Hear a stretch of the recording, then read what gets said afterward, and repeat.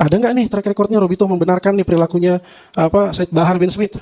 Satu orang Habib lebih mulia dari 70 kiai. Luar biasa statement seperti itu. Kita pun kaget dengarnya dan kita bantah langsung.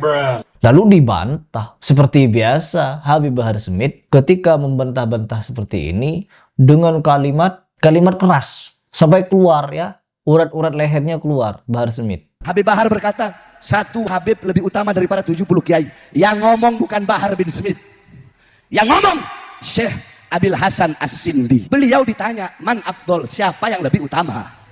Dan itu saya lagi buka kitab, bukan lagi ceramah. Saya lagi ngajar santri, biar santri tahu Thariqah Ba'alawi. Biar kalian tahu Bahar bin Smith juga Thariqah Ba'alawi. Ente hataman Bukhari, Bahar bin Smith juga hataman Bukhari. Ente berpegang teguh sama Ihya, sama Risalah Al-Qusairiyah, Bahar bin Smith juga berpegang teguh kepada itu. Nah, begitu katanya. Jadi apa? Ternyata Habib yang satunya ngopinya kurang kental.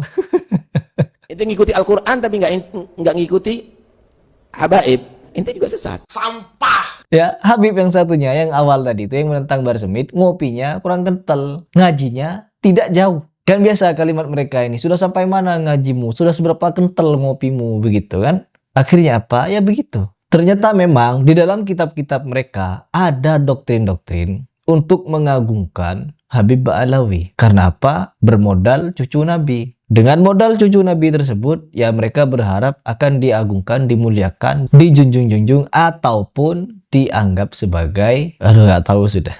Kalau kita berbicara ya, ini sesuatu yang unik. Saya menjadi heran kepada para habaib ini, terlebih kepada para mukibinnya. Sebutlah Ustadz Abdul Somad. Ustadz Abdul Somad menjelaskan tentang kisah Nabi Muhammad SAW yang dibelah dadanya, lalu diambil, dicuci itu jantung, dikembalikan lagi, lalu ditutup. Perhatikan, Ustadz Abdul Somad pernah mengisahkan kisah ini dengan hadis yang sahih, tapi dikatakan goblok, dikatakan tolol sama Bahar Smith. Kalau Nabi Muhammad SAW sebelum Isra Mi'raj, Ja'a Jibril, malaikat Jibril alaihissalam datang. Bitistin min zahab, membawa mangkok terbuat dari emas. Mamlu'atun bil hikmati wal iman, penuh dengan hikmah dan iman.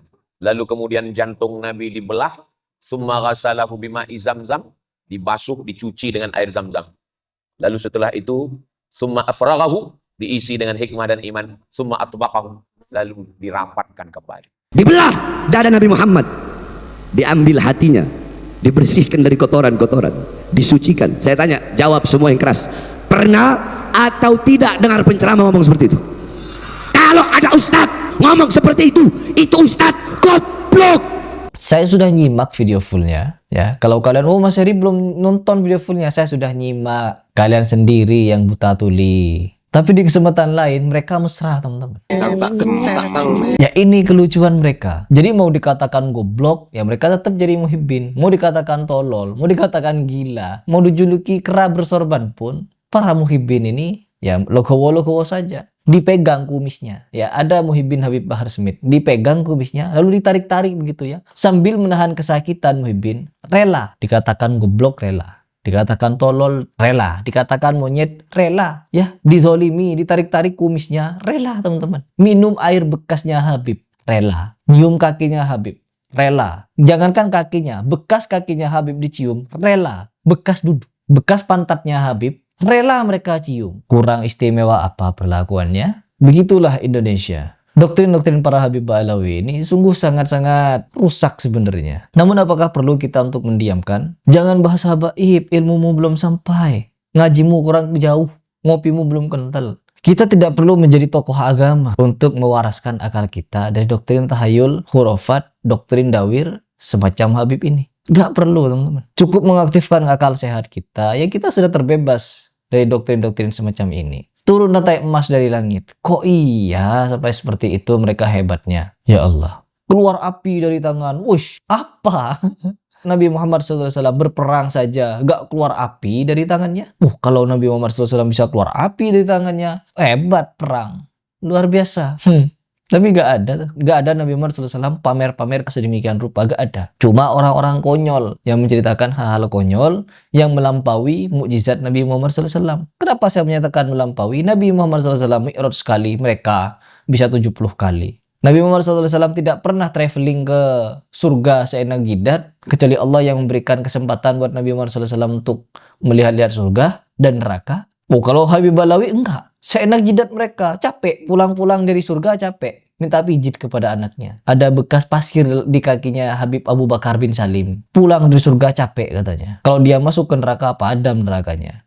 Nabi Muhammad SAW tidak pernah sesombong itu. Kalau saya masuk ke neraka, nerakanya akan padam. No, tidak ada satupun kisah dari Nabi Muhammad SAW menyatakan kepada sahabat, wahai sahabat, kalau saya masuk ke neraka, maka neraka itu akan padam. Tidak ada, teman-teman. Tak ada satupun kisah Nabi Muhammad SAW yang menyatakan sedemikian rupa. Kisah seperti ini hanya ada dalam kisah Habib.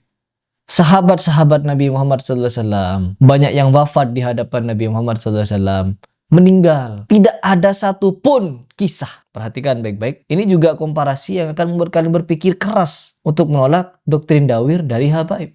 Yang pertama, habaib ini teman-teman mampu menjamin muhibbinnya masuk surga. Kisah si Maman, kalian masih ingat kisah Maman? Kisah si Maman itu adalah bukti bahwa habaib ini penjamin orang masuk surga. Maman meninggal, pelaku maksiat, orangnya fasik, tidak mau beribadah dan lain sebagainya, mati dalam keadaan dosa besar seperti itu, oleh habaib dikasih jaminan dengan tiket, nulis tiket, taruh belakang kepala kubur. Nanti man kalau kamu di kuburan ditanya Mungkar Nakir, kasih surat ini, belas kamu masuk surga tanpa hisab. Tuh, perhatikan baik-baik. Habib mampu menjamin orang masuk surga dengan jalur tiket. Sedangkan Nabi Muhammad SAW pernah ada seorang pemuda. Ada seorang pemuda ketika di peperangan. Nabi Muhammad SAW dengan para sahabat memenangkan suatu perang. Lalu ada seorang pemuda tertancap anak panah yang menembus dadanya lalu mati. Lalu para sahabat yang lain menyatakan bahwa pemuda tersebut sudah syahid. Tempatnya di surga. Tuh, para sahabat sudah menjamin. Ini sahabat nih ya. Orang yang dididik oleh Nabi Muhammad SAW langsung sudah mengklaim, menyatakan bahwa sahabat tersebut mati dalam kondisi syahid. Tapi datanglah Nabi Muhammad SAW menegur para sahabat, tidak, sesungguhnya dia di neraka. Tuh, para sahabat sudah mengklaim dia di surga karena ikut berjihad dengan Nabi Muhammad SAW, terkena tembakan panah, tapi Nabi Muhammad SAW menyatakan dia di neraka. Dengan alasan apa? Karena pemuda tersebut mengambil harta ghanimah secara diam-diam. Hanya perkara mengambil ghanimah kecil, diam-diam, orang tersebut masuk neraka dan Nabi Muhammad SAW tidak bisa menjamin orang tersebut masuk surga. Nabi loh, ya. Harusnya Nabi bisa menjamin siapapun masuk surga. Kamu surga, kamu surga, kamu surga, kamu gak surga. No. Harusnya Nabi Muhammad SAW bisa menyelamatkan dia dari neraka. Sebagaimana Habib menyelamatkan muhibbinnya dari neraka. Bermodal tiket. Bisa saja Nabi Muhammad SAW menyelamatkan itu orang. Tapi apa yang terjadi? Nabi Muhammad SAW tidak bisa menolong. Tetap orang itu masuk neraka, teman-teman. Hanya perkara harta ghanimah yang dia ambil secara diam-diam. Harus kalian pahami dan harus kalian ketahui itu. Para habaib ini, doktrin-doktrinnya, dawir-dawirnya sudah mengalahkan Nabi Muhammad SAW. Apakah masih belum kalian mau berpikir? Belumkah kalian mau berpikir? Sampai kapan kalian tidak mau berpikir? Pakai akal waras kalian. Pakai akal sehat kalian. Agar apa? Agar hidup kalian penuh makna. Tidak selamanya di bawah bayang-bayang doktrin Habib yang meresahkan seperti ini.